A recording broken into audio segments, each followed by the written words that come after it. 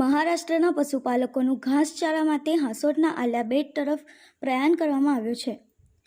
મહારાષ્ટ્રથી પશુપાલકોનું હાંસોટના આલિયાબેટ ખાતે પ્રયાણ કર્યું છે। પશુઓને પૂરતો ખોરાક પાણી મળી રહે તે માટે પશુપાલકો હવે 4 મહિના આલિયાબેટમાં વસવાટ કરશે।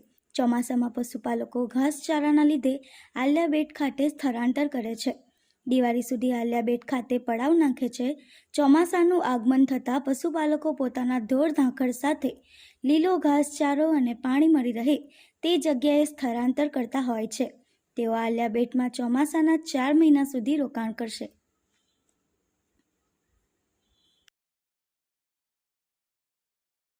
બોલો, મારું નામ છે વિપુલભાઈ।